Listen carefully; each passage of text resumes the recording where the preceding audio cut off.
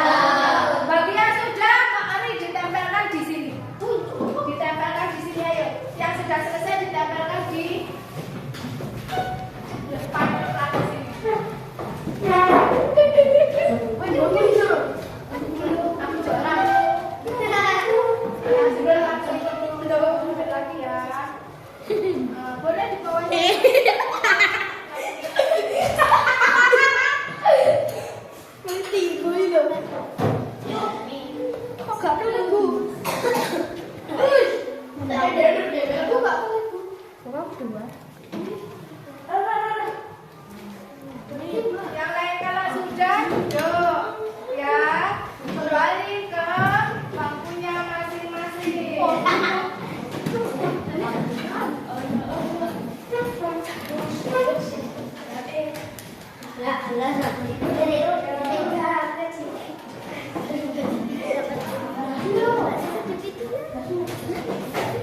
Sudah semua anak-anak?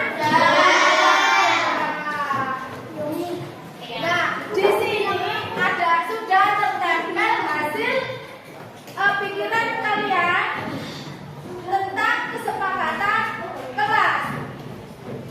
Akan Ibu Indah bacakan kira-kira nanti yang kita sepakati peraturan yang mana saja. Kira-kira kita sepakat menjalankan aturan yang mana saja, ya. Di sini ada yang menjawab menuliskan mendengarkan guru saat guru berbicara. Jadi kalau ada guru berbicara atau Pak Guru berbicara harus didengarkan. Setuju apa tidak? Setuju. Ayo, yang mau menuliskan kesepakatan tentang mendengarkan guru saat berbicara, Pak Merda, sini Merda. Tuliskan kesepakatannya ya. Mendengarkan guru saat guru berbicara. Kemudian di sini ada lagi tidak boleh buang sampah sembarangan. Apakah kesepakatan kelas boleh menggunakan kata negatif? Tidak. Tidak boleh. Jadi kata-katanya harus diganti. Bagaimana kalau tidak boleh buang sampah sembarangan? Berarti harus diganti bagaimana? Buanglah sampah pada tempatnya. Pintar. Ayo Falco, sini bantu Pindah menuliskan. Buanglah sampah pada tempatnya. Tulisannya yang besar-besar ya. Kemudian di sini ada mendengarkan dan menyimak sudah tadi. Datang ke sekolah tepat waktu. Boleh apa tidak dipakai kesepakatan? Boleh.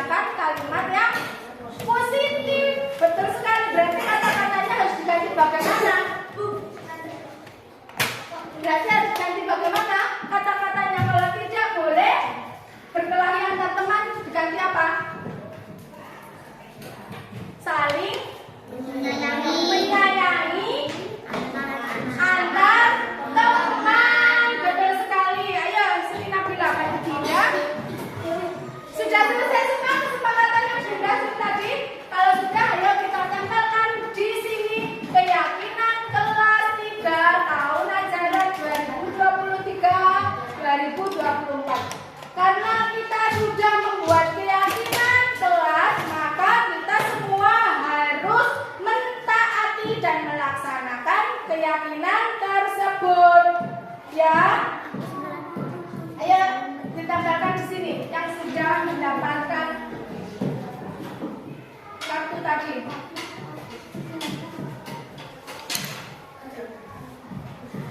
Ya. Nah, ini yang sudah dapat toh. Ayo rajin sini, Dik. Tempelkan sini, Dik. Oke. Yo, sini tempelkan sini, dong. Ya.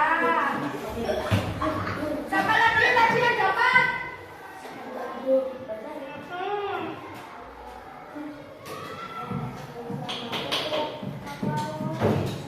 Ya, dua lagi.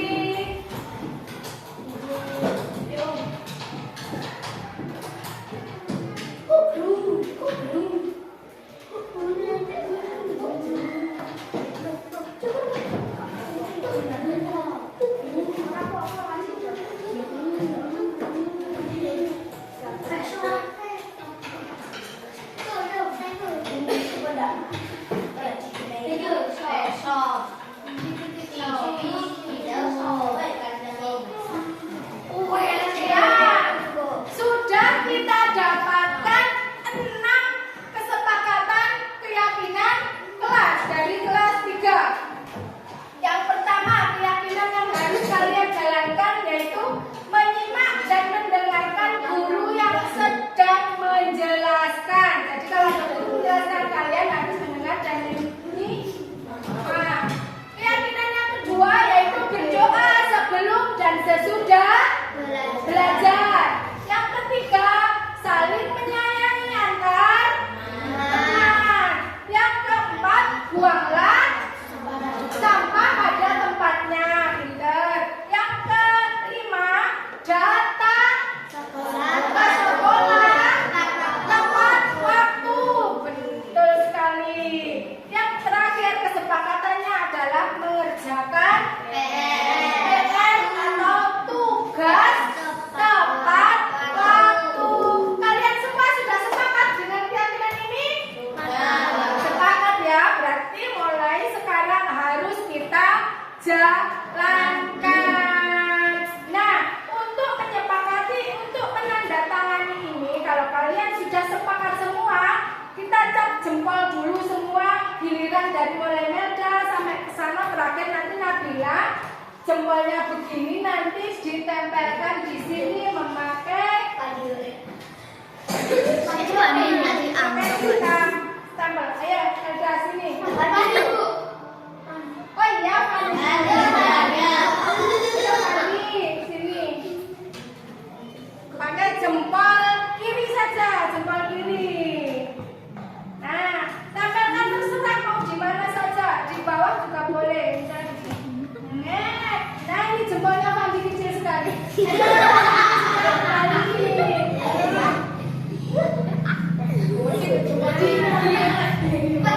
Jadi aku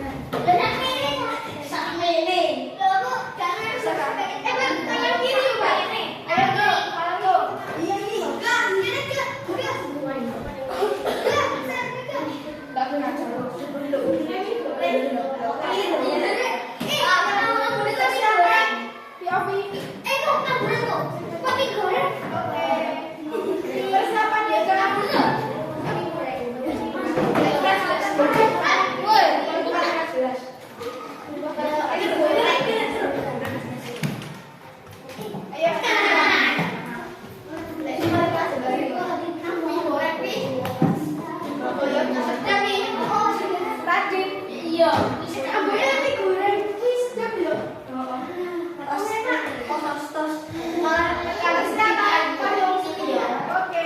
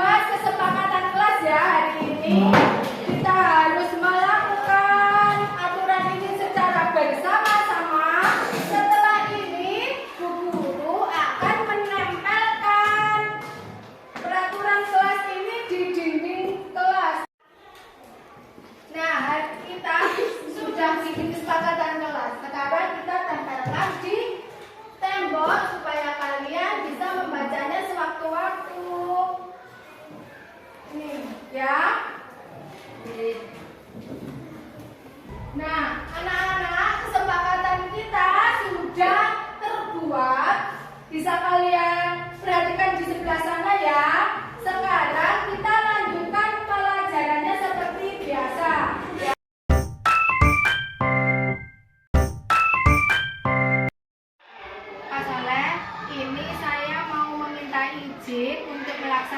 diseminasi tentang budaya positif dan untuk memenuhi tugas saya di aksi nyata modul 1.4 tentang budaya positif di sekolah. Kira-kira saya boleh melakukan diseminasi di sekolah dengan meminta bantuan kepala sekolah dan teman-teman atau bagaimana? Waktunya hari apa itu? Kalau misalnya besok bagaimana Pak? Kalau memang besok waktunya ya silahkan kita atur mulai dari kita persiapkan mulai hari ini, besok juga untuk persiapannya Windah terserah untuk persiapannya. Untuk masalah waktunya itu terserah Windah. Nanti pelaksanaan itu diseminasi itu tujuannya untuk apa Windah? Untuk memaparkan budaya positif yang saya peroleh dari pembelajaran di calon guru penggerak. Kalau memang itu ya silahkan. Nanti untuk menyampaikan, diusahakan untuk menyampaikan pengalaman Windah untuk teman-teman supaya teman-teman mendapatkan tambahan pengalaman tentang ilmu di CGT. Oke, terima kasih Pak untuk kesempatannya. Oke, terima kasih.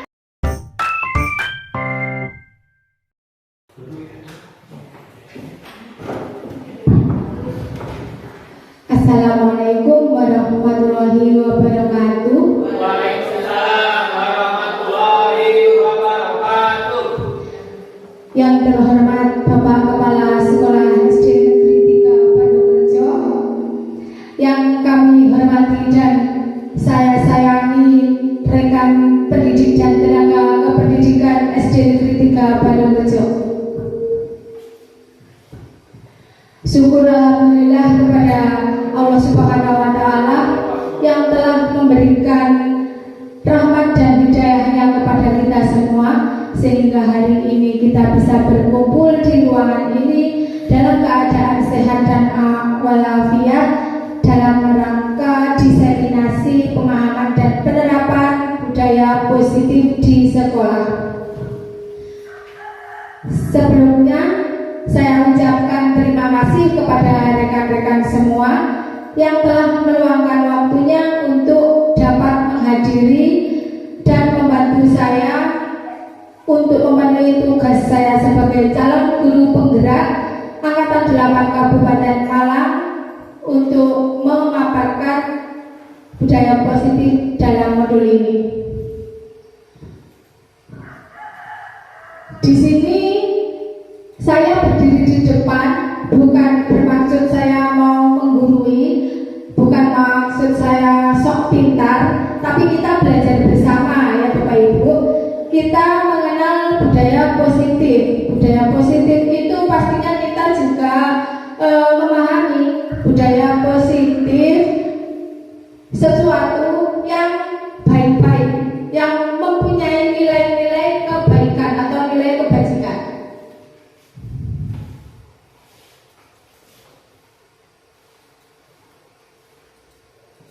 Nah, ini profil saya, Indah Ramawati dari SD Negeri 3 Palorejo sebagai calon guru penggerak Angkatan 8 Kabupaten Malang. Nah, di sini sebelum kita mulai kita buat semacam pembukaan dulu, berpasangan dua orang. Anda cobalah buka.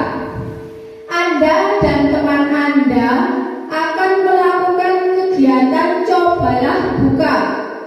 Anda adalah A, jadi diri Anda itu tempatkan sebagai A. Dan tugas dan rekan Anda yang satunya nanti sebagai B. Tugas Anda adalah ayah, adalah mengepalkan salah satu tangan Anda. Kepalkan tangan Anda. Coba Anda bayangkan bahwa Anda menyimpan sesuatu yang sangat berharga di dalam kepala tangan Anda. Anda tadi kan tugasnya mengepal tangan. Bayangkan di tangan Anda ini ada sesuatu yang sangat berharga. Anda perlu menjaga benda tersebut sekuat tenaga Anda karena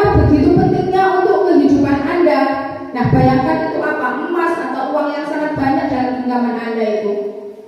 Tugas B itu rekan Anda adalah mencoba dengan segala cara untuk membuka kepala tangan Anda tadi.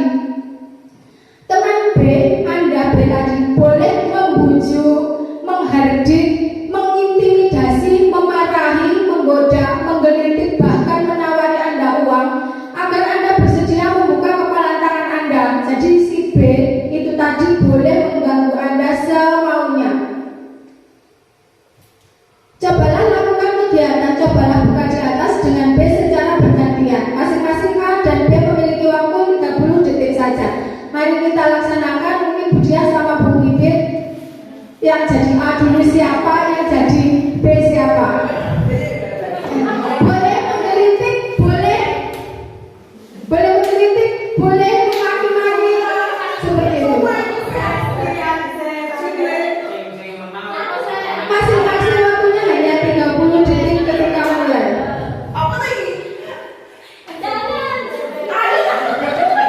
Sudah tentukan saja Bapak Ibu yang kasih apa. Ayo boleh menggelitik, boleh dimulai ya. Ya 1, 2, 3 mulai. Bahasa yang kok. Ayo.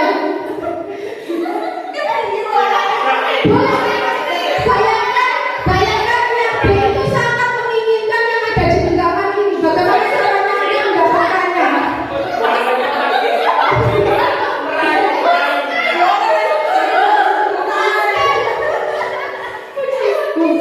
Sudah selesai, gantian. Yang bergerak jadi A gantian. Ayo bergantian. Boleh mengkritik, boleh. Ya, ayo kita mulai. 1, 2, 3 bergantian. Sekarang sudah bergantian.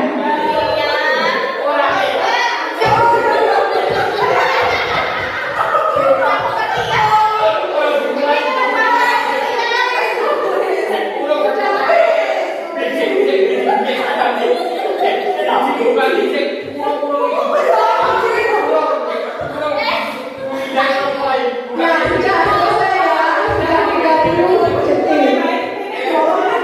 Nah, sudah. Terima kasih. Dari percobaan cobalah buka tadi, apakah teman Anda mau membuka genggaman tangannya yang berisi benda-benda itu? Tidak. Apakah teman Anda bisa mempengaruhi Anda? Tidak. Nah, apakah diri Anda bisa dikontrol orang lain? Tidak. Berarti itu adalah salah satu kontrol diri yang ada pada diri kita sendiri, bahwa kita itu tidak bisa dikontrol oleh orang lain. Nah, budaya positif ini ada inti konsep intinya ada ini. Ada paradigma, perubahan paradigma belajar, disiplin positif, nilai-nilai kebajikan, motivasi perilaku manusia, kebutuhan dasar manusia, posisi kontrol, keyakinan kelas, dan segitiga restitusi. Dari konsep inti yang terpapar di depan, kira-kira mana yang asing bagi Bapak Ibu guru? Nah, segitiga restitusi nanti kita bahas di akhir ya. Kita bahas satu-satu dulu dari perubahan paradigma belajar.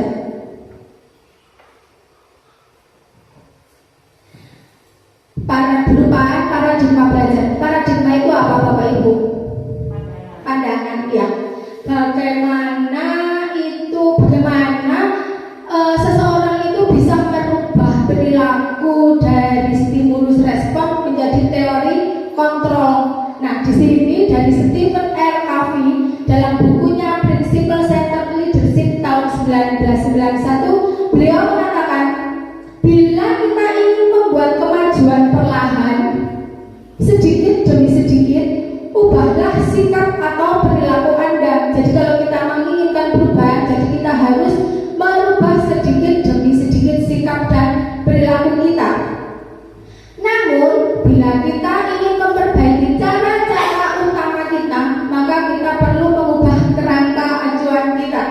Nah, cara-caranya yang kita ubah bukan 3 ya. Kemudian ubahlah bagaimana Anda melihat dunia, bagaimana Anda berpikir tentang manusia. Ubahlah paradigma Anda, skema pemahaman dan penjelasan aspek-aspek tertentu tentang realitas. Nah, setelah ini akan ada contoh perilaku stimulus respon dan teori kontrolnya. Selama ini kita itu berperilaku bersikap itu berdasarkan stimulus kontrol atau stimulus respon atau teori kontrol Bapak Ibu.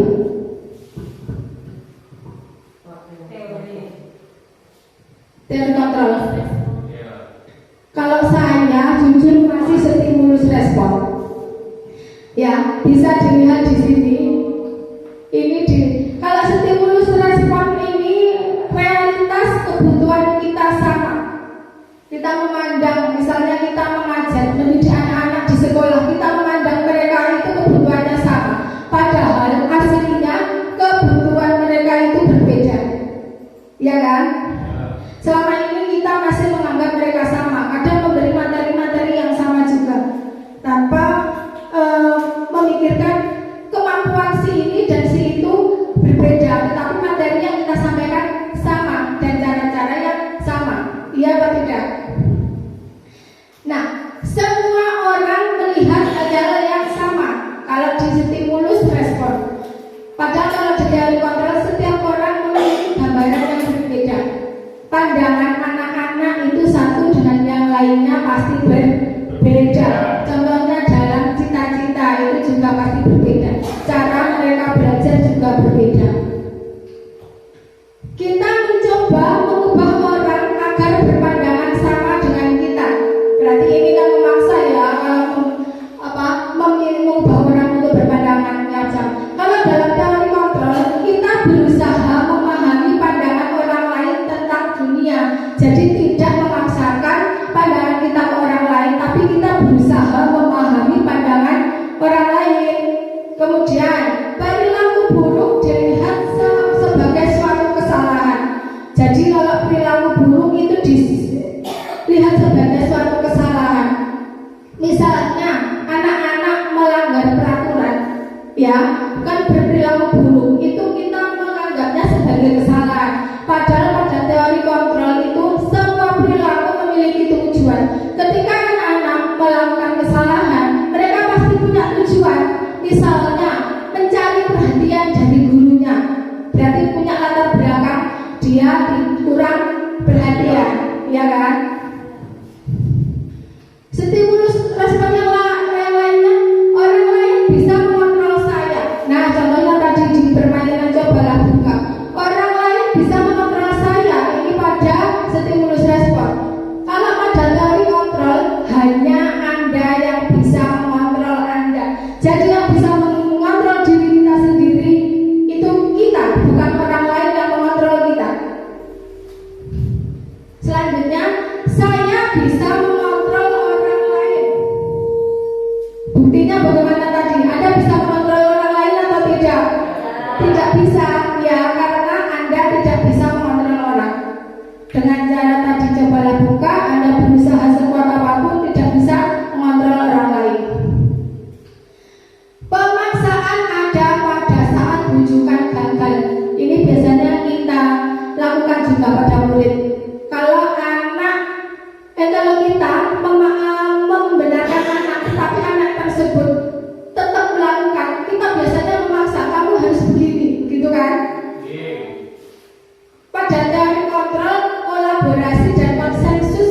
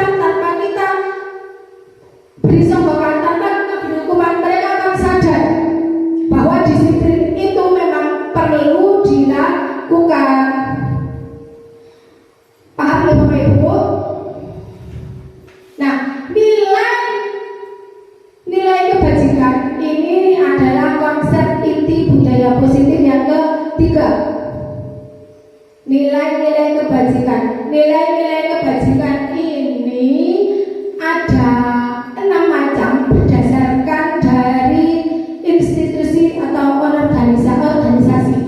Yang pertama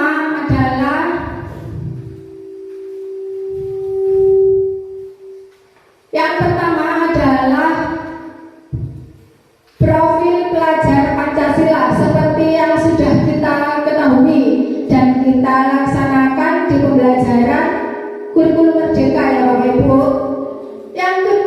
Nilai kebajikan yang kedua yaitu dari organisasi IPO Primary Years Program atau PYP. Nilai kebajikan yang ketiga dari 9 pilar karakter. Dulu waktu kuliah kita juga mempelajari ya 9 pilar karakter. Mungkin Bapak Ibu ada yang ingat atau sudah lupa? Sudah lupa karena memang sudah lama tidak dipelajari. Kemudian yang keempat, petunjuk seumur hidup dan keterampilan hidup. Yang kelima, the 7 essential features. Yang terakhir, the features project atau project nilai-nilai kebajikan. Mari kita lihat isi dari masing-masing nilai kebajikan. Kalau yang pertama profil pelajar Pancasila, ini Bapak Ibu pasti sudah hafal di luar kepala, ya. Kalau masih ada yang belum hafal, saya tampilkan. Ini profil pelajar Pancasila itu memuat isi, ada berapa isinya Bapak Ibu? Ada 6. Yang pertama, beriman bertakwa kepada Tuhan Yang Maha Esa dan berakhlak mulia. Yang kedua, mandiri. Ketiga, bernalar kritis. Keempat, ya. Kelima, bergotong royong. Dan keenam, kreatif. Nilai kebajikan yang kedua yaitu IPO Primary Years Program atau PYP. Di dalamnya memuat sikap murid yang harus dimiliki.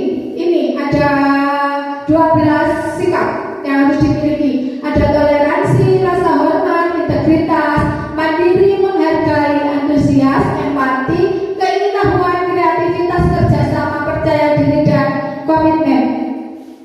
Nilai kebajikan yang ketiga yaitu dari 9 pilar karakter. Ini ada 9, namanya juga 9 pilar karakter.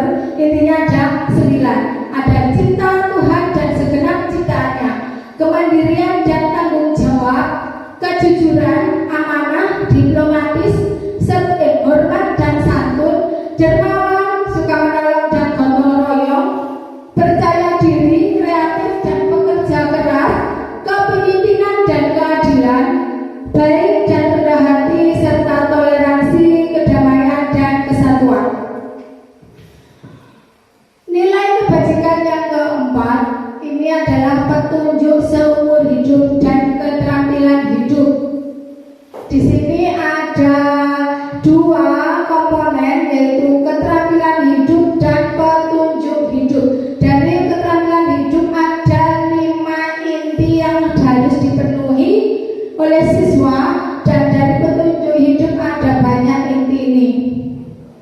Ini tidak harus dilakukan semua ya Bapak Ibu. Kita pilih kira-kira yang misalnya saya nilai kebajikannya kok cocok sama yang 9 pilar karakter misalnya. Kok kalau saya mau menerapkan yang profil pelajar Pancasila, tapi kalau di Indonesia saat ini yang digalakkan adalah profil pelajar Pancasila. Ya. Lanjut, ini dari the 7 essential features. Ini ada 7 isi yaitu empati, suara hati, kontrol diri, rasa hormat, kebaikan, toleransi, dan keadilan. The features project ini ada banyak sekali. Bisa Bapak Ibu baca sendiri ya yang ini, atau nanti mungkin bisa saya share filenya. Nah, nilai kebajikan yang keempat adalah Nah, ini tadi yang sudah kita bahas, motivasi perilaku manusia. Jadi ketika orang itu melakukan sesuatu pasti punya motivasi yang ingin dicapai. Ketika anak melakukan kesalahan, dia juga punya motivasi. Apa motivasinya? Ketika misalnya anak usil ketika ditanya, kenapa kamu mau usil sama temanmu? Saya senang saja, Bu. Berarti dia punya motivasi untuk mencapai kesenangan. Seperti tadi misalnya mencari perhatian, berarti dia motivasinya karena ingin diperhatikan. Caper, ya. Menurut Diane Bowsen dalam bukunya Restructuring School Discipline menyatakan ada 3 motivasi perilaku manusia. Yang pertama adalah untuk menghindari ketidaknyamanan atau hukuman. Jadi misalnya kita di sekolah pasti punya aturan ya, kita peraturan. Misalnya masuk jam 7. Nah, ketika anak datang kurang jam 7, itu belum tentu anak itu sadar bahwa memang harus masuk jam 7. Bisa jadi mereka datang kurang dari jam 7 itu karena untuk menghindari ketidaknyamanan dan hukuman. Ketika anak terlambat, kadang kan ada konsekuensi yang harus dilakukan, ya. Jadi belum tentu anak itu sadar kalau oh iya masuk sekolah harus jam 7. Kadang dia datang hanya untuk menghindari hukuman. Yang kedua, untuk mendapatkan imbalan atau penghargaan dari orang lain. Nah, ketika kita misalnya ulangan mendapatkan nilai baik, belum tentu juga dia itu memang tujuannya itu muncul dari dirinya sendiri. Bisa saja aku harus ini betul semua biar dapat hadiah dari bu guru atau pak guru. Bisa jadi hanya ngincar hadiah. Kemudian motivasi yang ketiga, untuk menjadi orang yang mereka inginkan dan menghargai diri sendiri dengan nilai-nilai yang mereka percaya. Nah, baru yang ini adalah kesadaran internal dari anak sendiri, dari orang sendiri. Bu, minta tolong lampunya.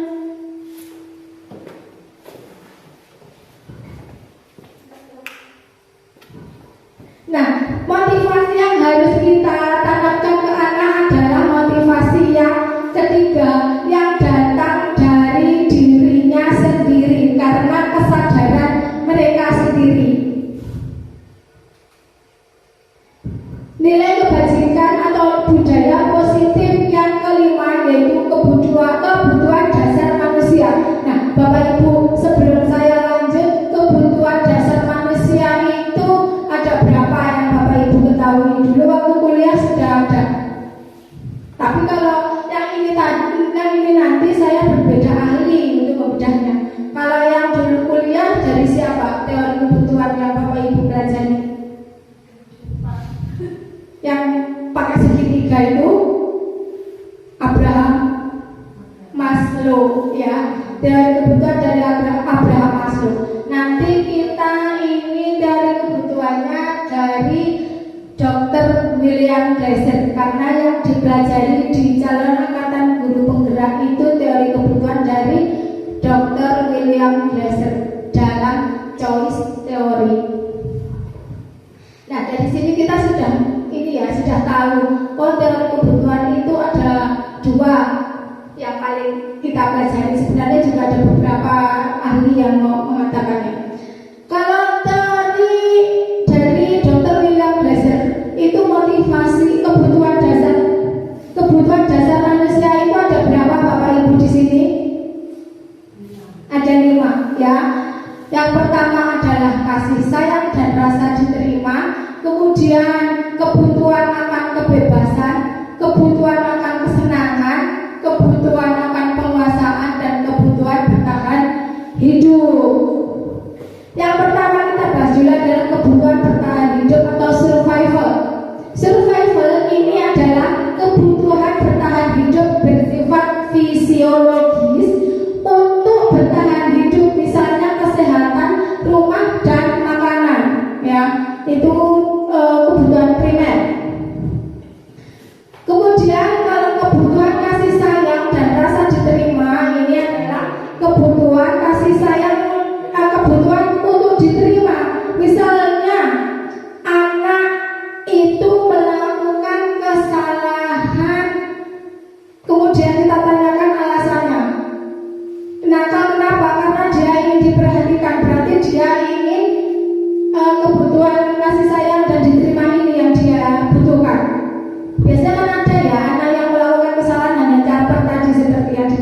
bergerak. Kemudian kebutuhan akan kebebasan. Ini kebutuhan akan pilihan. Kadang anak begini, saatnya pelajaran matematika ngantuk. Kemudian ketika ditanya, kenapa kamu kok kurang semangat dalam pelajaran? Karena saya nggak begitu suka Bu, saya suka seni. Nah, dia ingin bebas untuk memilih pelajaran yang diinginkan. Jadi kurang ke matematikanya, kurang tertarik, ya. Dia ingin bebas memilih pelajaran yang diinginkan. Kemudian ini ada kebutuhan untuk memenuhi kesenangan, kebutuhan untuk merasa senang. Misalnya dalam kelas waktunya pelajaran anak bermain lempar-lemparan kertas misalnya, ya, anak bermain lempar-lemparan kertas. Coba ditanya kenapa? Karena saya senang Bu, begitu bisa bercanda dengan teman-temannya. Dia ingin dia ingin membutuhkan motivasi kesenangan. Dia mencari kesenangan dengan caranya sendiri. Kemudian penguasaan, kebutuhan pengakuan atas kemampuan. Ketika anak kira-kira mampu pelajaran matematika, tetapi kita kadang kan kurang perhatian, ya. Dia menunjukkan kalau dia itu bisa matematika, ya, dengan cara mungkin campur pelajaran ini dia speak up, banyak menjawab. Itu anak sedang memenuhi kebutuhannya atas kebutuhan penguasaan.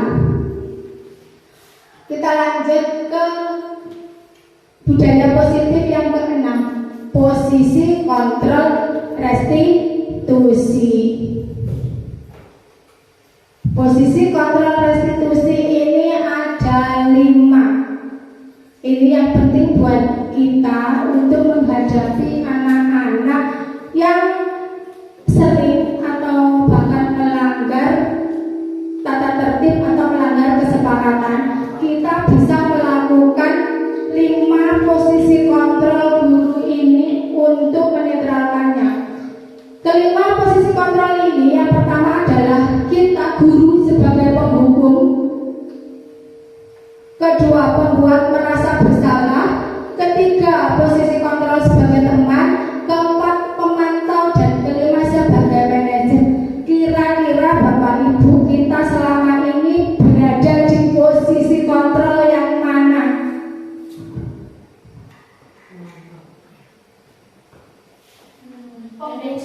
Penghukum, pembuat merasa bersalah, teman, manajer.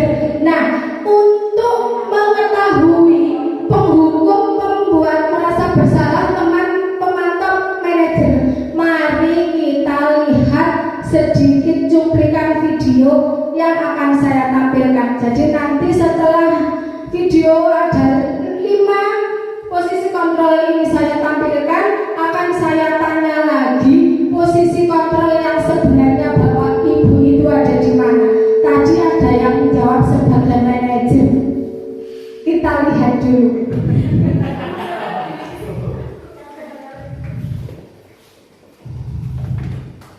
Nah, ini adalah contoh video posisi kontrol guru sebagai penghukum.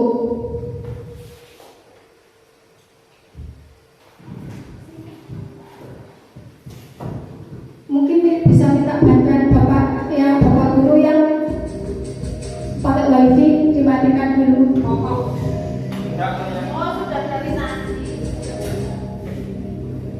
Ini posisi guru sebagai penghukum Bapak Ibu. Sini kamu.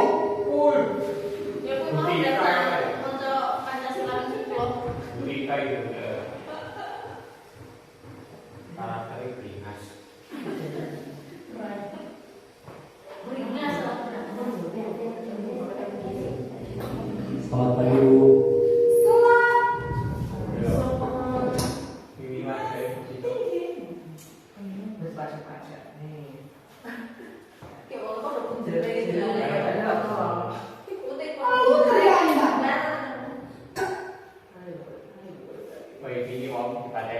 Nah, di sini ada ini ya Bapak Ibu, ada yang ditebalik selalu terlambat. Ini dikasih selalu terlambat. Kalau kita dalam bahasa Jawa apa? Kamu telat aja terus. Ya. Maaf Bu, saya Apa? Apa coba? Alasan kamu apa lagi?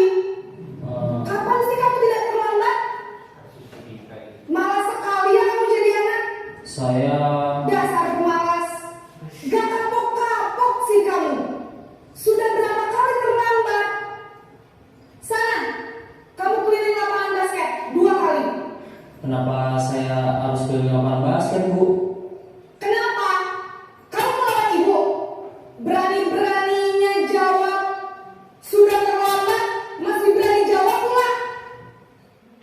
Sekarang, keliling lapangan basket 5 kali sekalian. Biar kapok. Cepat. Pergi sana ke lapangan basket.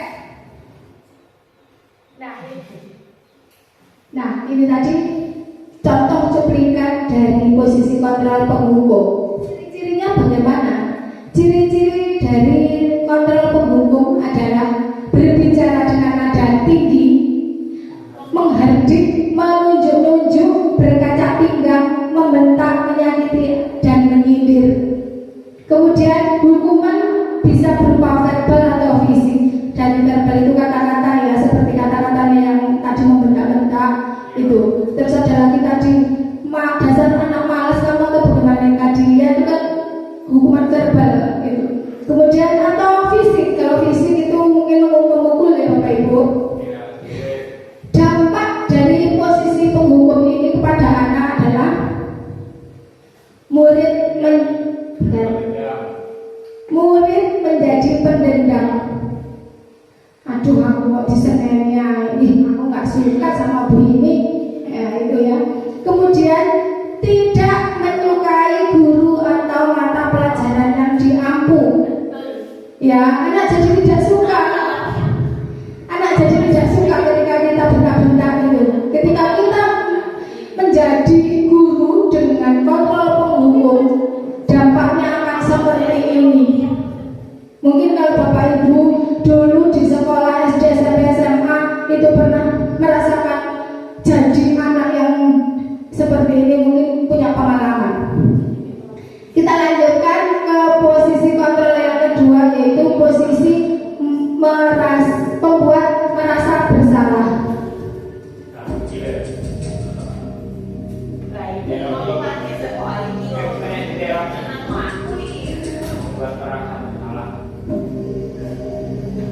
Naren,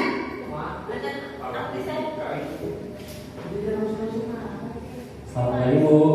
Naren, kamu kenapa terlambat lagi, nak? Ya Tuhan, Naren, kamu senang ya bikin ibu susah ya? Kalau kamu terlambat lagi, nanti ibu yang ditegur bapak kepala sekolah, nak. Disangka ibu tidak bisa membina kamu. Duh, gimana ini? Maaf Bu, Duh Gusti, Naren, kamu suka ya kalau ibu ditegur bapak kepala sekolah? Terus, sekarang ibu harus tulis apa yang di buku absen? Ini kamu sudah sering terlambat loh. Ibu harus apa coba? maaf Bu, maaf sekali. Ya sudah, lain kali jangan bikin ibu susah lagi ya nak ya. Ibu tidak akan kuat lagi kalau kamu gini terus. Bisa jantungan kalau ibu ditegur bapak kepala sekolah. Sana cepat ke kelas. Maaf ya Bu, maaf sekali. Nah, kita lanjutkan ke pembuat rasa bersalah ini ciri-cirinya. Suara guru cenderung melembut, tenang namun kata-katanya menyalahkan murid. Ya, seperti tadi sudah diketahui dari video. Ciri-ciri yang kedua, guru akan menyatakan hal-hal yang menyatakan kesalahan ada pada murid dengan membuat guru menderita. Gurunya tadi bilang saya jantungan saya, nah guru kan menderita seolah-olah. Dampaknya terhadap murid adalah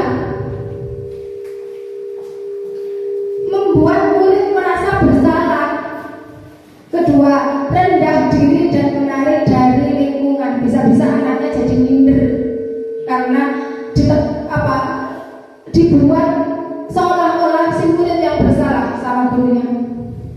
Lanjut ke video ketiga ya Bapak Ibu. Posisi kontrol sebagai teman.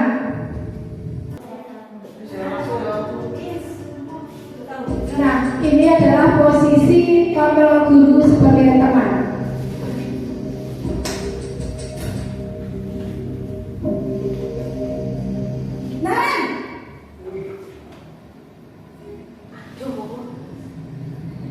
Selamat pagi Bu. Wah, sudah jam berapa ini nak? Terlambat lagi ya sayang. Iya Bu, habis ibu saya lupa bangunkan saya Bu. Kamu malah menyalahkan ibu kamu. Kamu bukannya anak yang larinya paling kencang. Kok terlambat sih? Iya Bu, saya memang terlambat bangun tadi. Jadi biarpun saya lari kencang, tetap gak terkejar Bu. Ya sudah sana. Nanti lain kali larinya lebih kencang lagi ya. Biar gak terlambat lagi. Bikin seneng ibu demi ibu. Bisa kan? Bisa lah Bu. Ya sudah sana masuk kelas. Ibu beresin urusan absen kamu. Kamu ini ada-ada saja.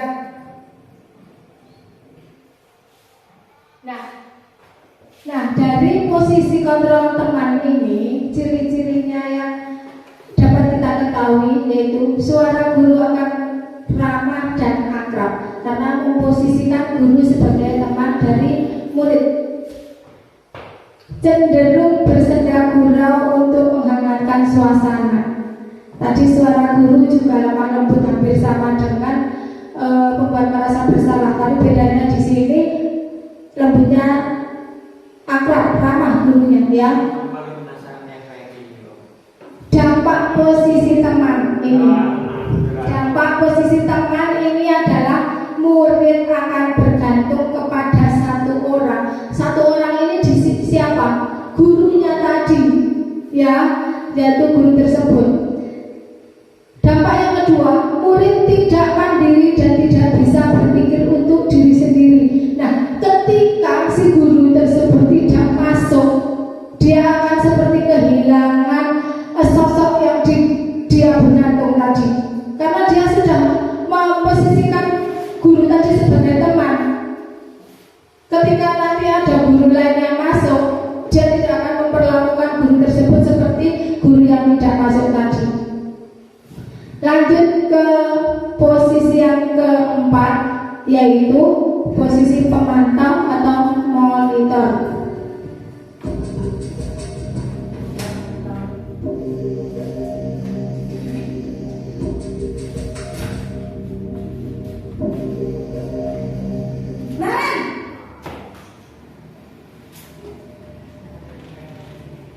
Selamat pagi Bu. Naren, apa peraturan sekolah kita tentang jam berapa kita harus masuk sekolah, nak? Kita harus di sekolah jam 7 Bu. Iya betul, sekarang sudah jam 7.20. Naren sudah tahu konsekuensinya jika terlambat hadir. Paham Bu, saya harus tinggal kelas pas jam istirahat selama 20 menit. Iya benar, konsekuensinya demikian.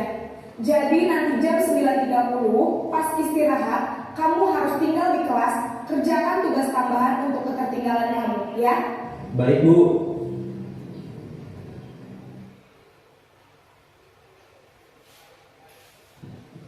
Posisi pemantau atau kontrol, ciri-ciri yang kita ketahui adalah seorang pemantau akan bersuara datar, tidak emosional, tidak bersenda gurau ataupun menggunakan suara tinggi. Tapi kita berbicaranya datar saja, tidak ada nada suara.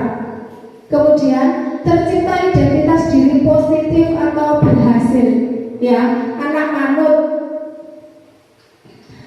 Ketiga, pemantau perlu senantiasa memantau. Pada murid diberikan sanksi, maka guru pun harus selalu mengawasi.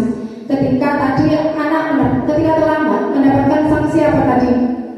Tinggal di kelas saat istirahat. Berarti guru juga harus memantau murid tersebut waktu berada di kelas. Dampak posisi pemantau atau monitor adalah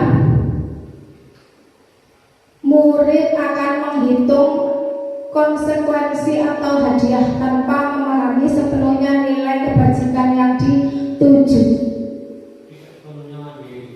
Belum mandiri, karena dia masih menghitung, ya, karena dia masih menghitung, jadi belum mandiri, belum ada kesadaran internal dari dirinya sendiri. Dampak yang kedua adalah tidak sepenuhnya mandiri, karena masih harus dipantau oleh gurunya. Nah, sekarang ini adalah posisi kontrol yang terakhir, yaitu posisi manajer. What is the listening?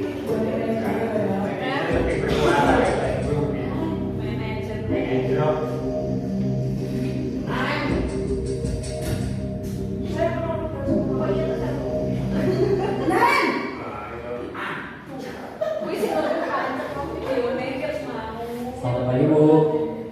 Selamat pagi Naren. Maaf Bu, saya terlambat. Iya, sekolah masuknya jam 7, sekarang sudah jam 7.20. Jadi sekarang bagaimana ini Naren? Maaf Bu, saya lupa setel alarm saya semalam. Baik.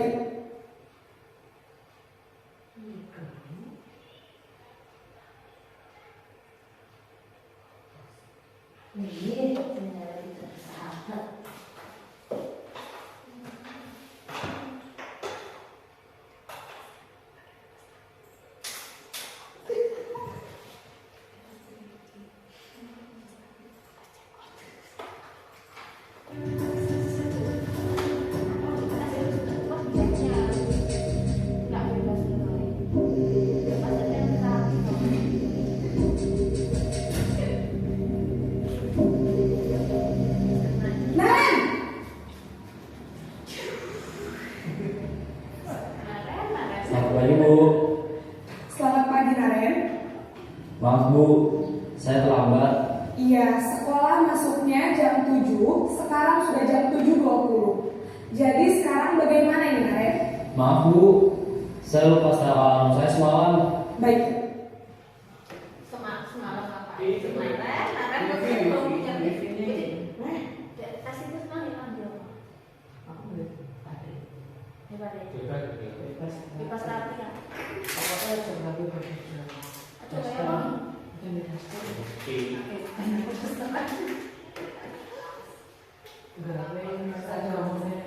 Lah, menurut kamu, keyakinan sekolah yang mana yang perlu kamu tingkatkan?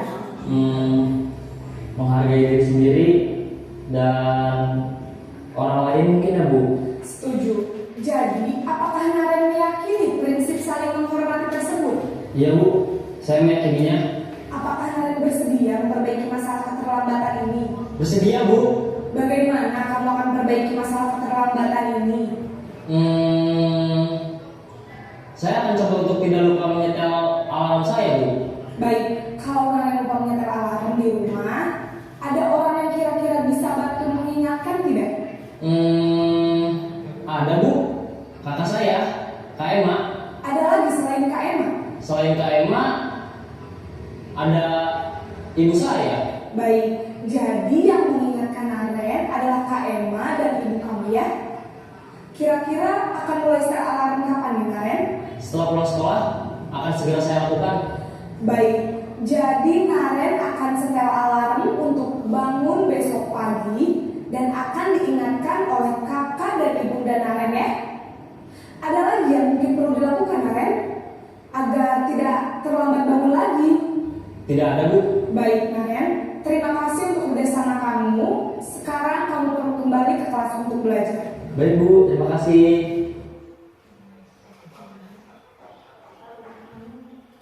Nah, ini adalah posisi kontrol guru sebagai manajer. Apakah sekarang saya tanya lagi, mungkin jawabannya sudah jadi bisa berbeda dengan awal tadi. Ketika awal tadi saya tanya, kira-kira kita berada di posisi mana sebagai guru? Ada yang menjawab manajer. Sekarang saya tanya lagi, apakah kita benar-benar sudah jadi manajer dalam posisi kontrol ini?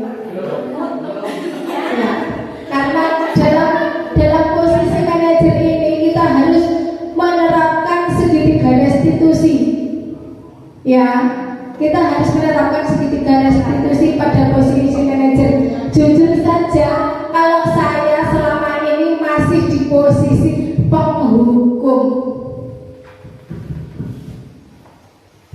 tapi semoga dengan kita belajar hari ini kita bisa memperbaiki diri untuk kebaikan kita serta anak-anak.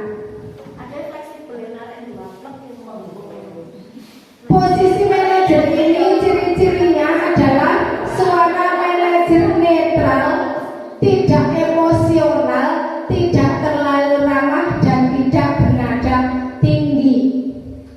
Tercipta identitas positif atau berhasil. Jadi anak bisa disadarkan kesalahannya tadi berasal dari mana.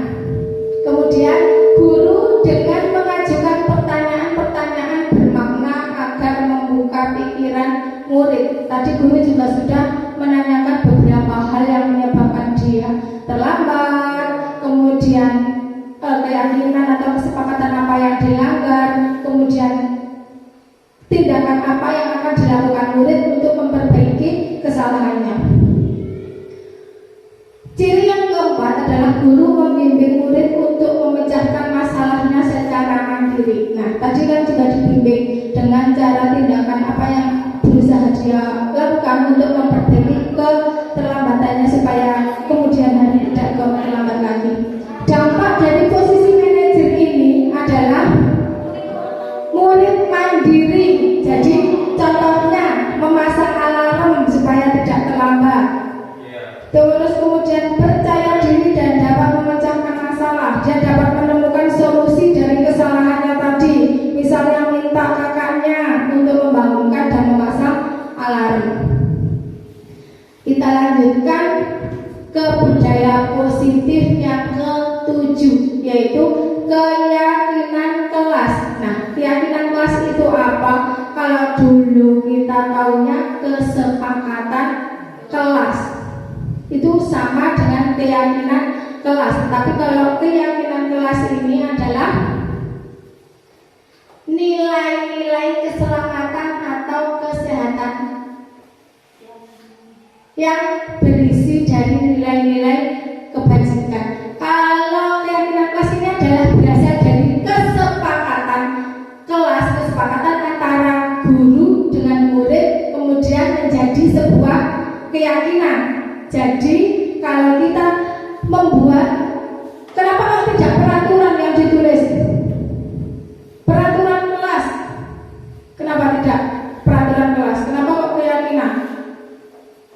Karena kalau peraturan itu yang membuat adalah guru, siswa hanya tinggal menjalankan saja. Nah, kalau kesepakatan itu adalah aturan yang dibuat oleh siswa dan murid. Jadi sebelum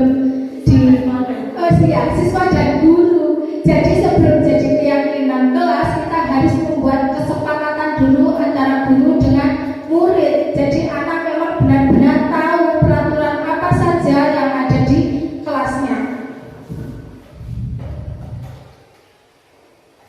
Ini adalah proses atau pembentukan keyakinan sekolah atau kelas. Ini adalah prosedurnya seperti ini, ya. Keyakinan kelas itu bersifat lebih abstrak daripada peraturan yang lebih rinci dan konkret. Kalau keyakinan ini bentuknya tidak seperti peraturan yang ada tertulis, ya Bapak Ibu. Tapi kalau keyakinan ini kadang kita bisa saja tidak ditulis. Misalnya karena terlalu banyak, kita ke disiplin. Misalnya dalam disiplin itu kan banyak poin-poinnya juga. Datang tepat waktu, kemudian apa lagi? Tidak berkeliaran pada saat jam pelajaran dan lain-lain, ya. Kemudian yang kedua, keyakinan kelas berupa pernyataan-pernyataan universal atau umum, bukan yang pokok-pokok tadi, misalnya datang tepat waktu. Jadi kalau datang tepat waktu, dan itu menjadi kata disiplin. Keyakinan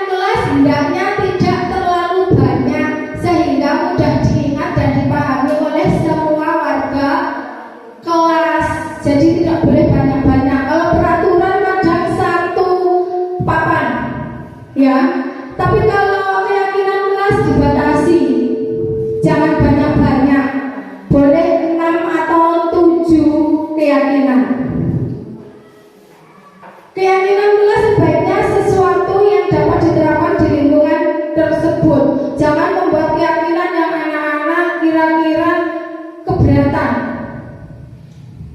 terlalu berat, mungkin dengan konsekuensinya yang tinggi, itu anak akan keberatan. Selanjutnya, semua warga kelas hendaknya ikut berkontribusi dalam pembuatan keyakinan kelas lewat kegiatan curah pendapat. Jadi kesepakatan atau keyakinan kelas itu jangan diambil hanya beberapa murid saja, tetapi semuanya harus dilibatkan. Ya, kalau misalnya kelas 1, kelas 2 kan belum mengerti tentang peraturan bagaimana cara membuat kesepakatannya, kita buat pemantik atau pancingan. Kita buat misalnya gambar dulu. Anak-anak ini gambar apa? Kira-kira kalau membuang sampah sembarangan, itu boleh apa tidak? Tidak boleh, Bu. Kalau tidak boleh, hari kita buat kesepakatan, kata-katanya bagaimana membuang sampah pada tempatnya. Nah, ini kan sudah mulai anak-anak tergiring. Kemudian bersedia meninjau kembali keyakinan kelas dari waktu ke waktu. Kita buat awal tahun ajaran begini, ketika nanti berjalan ada yang perlu diperbaiki, kita tinjau ulang bersama anak-anak. Kita lanjut ke prosedur pembentukan keyakinan tersekolah atau kelas. Yang pertama harus kita lakukan ketika membentuk kesepakatan atau keyakinan kelas adalah mempersilakan warga sekolah atau murid-murid di sekolah atau kelas untuk bercurah pendapat tentang peraturan yang disepakati, yang perlu disepakati. Kira-kira peraturan apa saja yang akan disepakati, yang akan dibahas? Misalnya tentang kedisiplinan, bertanggung jawab, menghormati, itu. Kedua, mencatat semua masukan-masukan pada murid di papan tulis atau di kertas besar, kertas poster, ukuran poster. Nah, seperti yang sudah saya lakukan, itu saya membuat kertas manila atau kertas karton, kemudian membagikan sticky note ke anak-anak. Kira-kira kamu punya ide kesepakatan atau keyakinan kelas seperti apa? Nanti anak-anak menuliskan di poster itu atau sticky note itu, kemudian ditempelkan di depan. Seperti itu. Susunlah keyakinan kelas sesuai prosedur pembentukan keyakinan sekolah atau kelas. Gantilah kalimat-kalimat dalam bentuk negatif menjadi positif. Nah, karena anak-anak kadang sudah kasih tahu tidak boleh menggunakan kata-kata negatif. Kata-kata negatif itu seperti apa, Bu? Tidak boleh menggunakan kata tidak, jangan, dan dilarang. Itu nggak boleh untuk keyakinan kelas. Jadi kalimatnya harus positif. Dari anak-anak yang sudah menuangkan idenya yang ditempel tadi, kita koreksi bersama-sama dengan anak-anak. Kira-kira ada tidak yang mau memakai kata tidak boleh membuang sampah sembarangan. Kalau ada kata yang membuat, kalau ada anak yang membuat kata tidak boleh membuang sampah sembarangan, berarti harus kita ganti dengan kalimat positif. Apa contohnya, Bapak Ibu? Iya, membuang sampah di tempat sampah. Atau lagi, tidak boleh berisik pada saat pelajaran. Kira-kira dibuat menjadi positif. Mendengarkan dan menyimak penjelasan guru. Nah, seperti itu, paham ya? Oke. Setelah terbentuk dan tergantikan dari kata-kata negatif menjadi positif, tinjau kembali daftar curah pendapat yang sudah dicatat. Jadi kita setelah mengganti kata-kata negatif menjadi positif, kita tinjau ulang lagi, masih ada yang ketracing apa tidak. Kemudian setelah keyakinan sekolah selesai dibuat, maka semua warga kelas dipersilakan meninjau ulang. Nah, sudah kita tinjau ulang tadi ya, menyetujuinya dengan menandatangani keyakinan sekolah atau kelas tersebut termasuk guru dan warga. Setelah selesai tinjau ulang keyakinan kelas yang sudah kita tinjau, yang sudah jadi, itu kita tempel lagi. Kemudian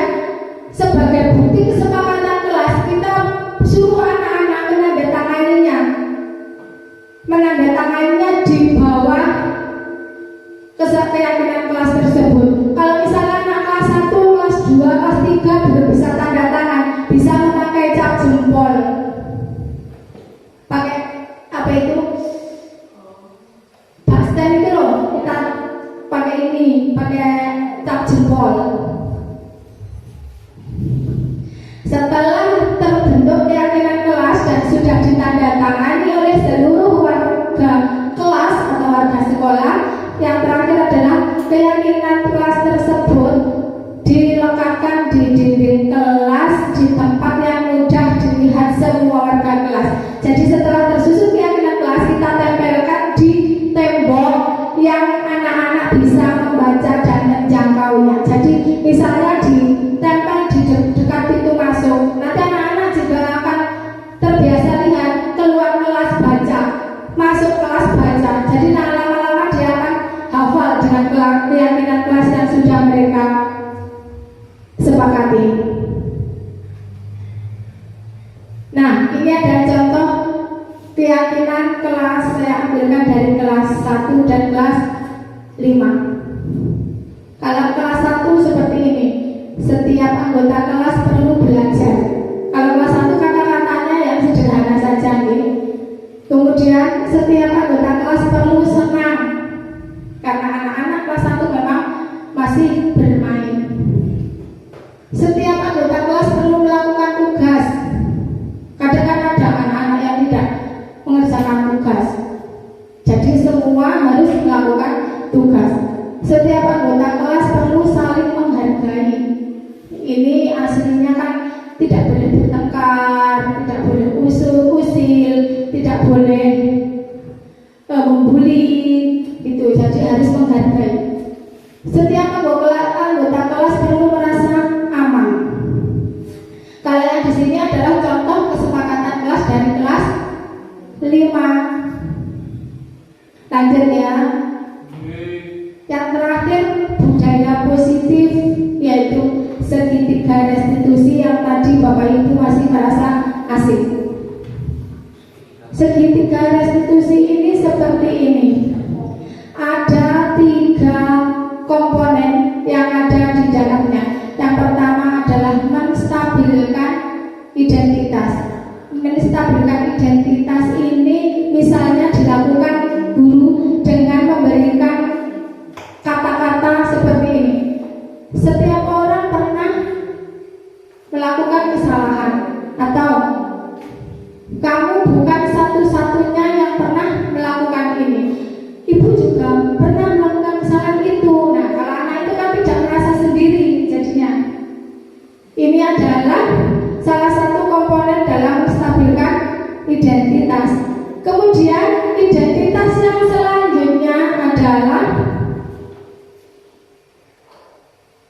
validasi, menanyakan keyakinan. Jadi guru bisa menanyakan keyakinan ini keyakinan kelas apa yang telah kita sepakati.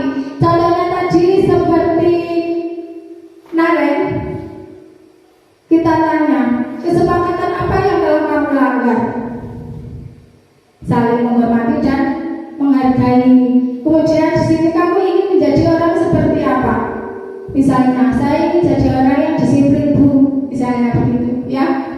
Kemudian langkah yang ketiga adalah validasi tindakan yang salah. Jadi tindakan yang salah tadi harus kita perbaiki dengan memberikan pertanyaan seperti ini atau pernyataan. Kamu tentunya punya alasan mengapa melakukan itu. Ya, seperti yang sudah saya sampaikan, setiap orang melakukan kesalahan pasti punya motivasi. Kemudian, adakah cara yang lebih efektif untuk mendapatkan apa yang kamu butuhkan? Tadi dengan memperbaiki kesalahannya, memasang alarm dan meminta kakaknya untuk membangunkannya. Ini akan saya berikan contoh video yang saya ambil sendiri ketika liburan kemarin. Saya sudah berangkat restitusi untuk memberikan lebih penjelasan tentang segitiga restitusi itu, langkah-langkahnya seperti apa atau pelaksanaannya. Kita perhatikan paparan ini. Sisi yang pertama yaitu menstabilkan identitas atau stabilize the identity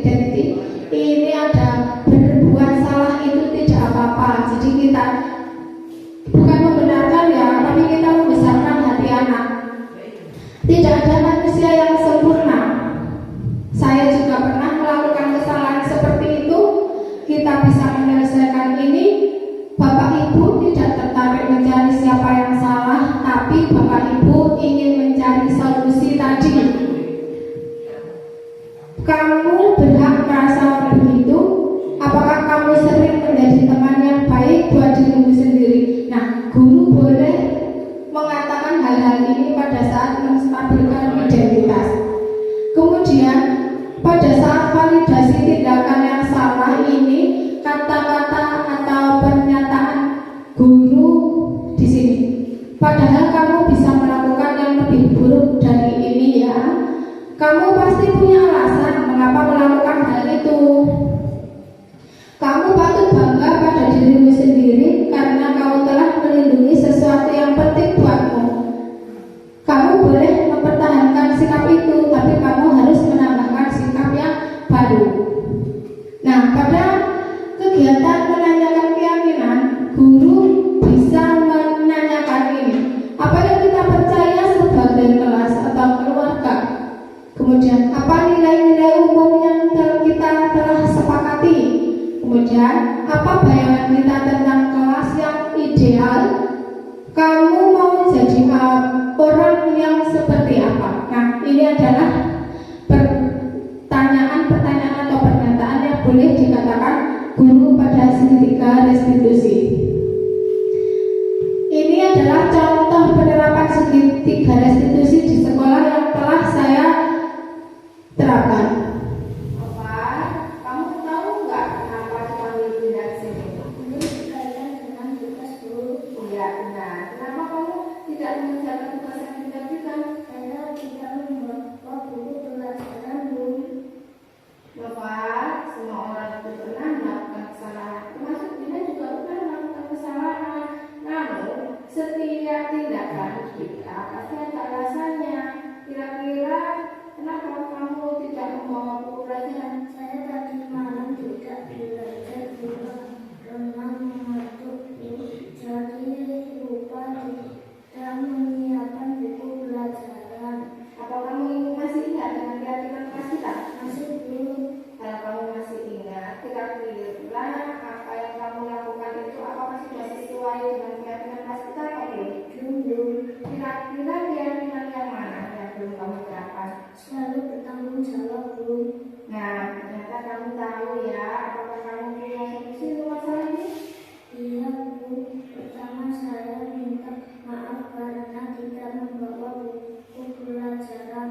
Kedua, saya akan menyiapkan buku pelajaran sebelum tidur. Dan yang ketiga, saya akan mengerjakan tugas dari gurunya dan akan saya kumpulkan besok. Hai, Bunda, kita apresiasi untuk tanggung jawab ini. Sekarang kamu boleh kembali istirahat. Terima kasih, Bunda. Ini adalah contoh penerapan segitiga restitusi atas kesalahan anak yang tidak membawa buku pelajaran. Nah, selesai sudah pemaparan materi dari saya tentang budaya positif di kelas atau di sekolah. Ada yang ingin ditanyakan? Tidak.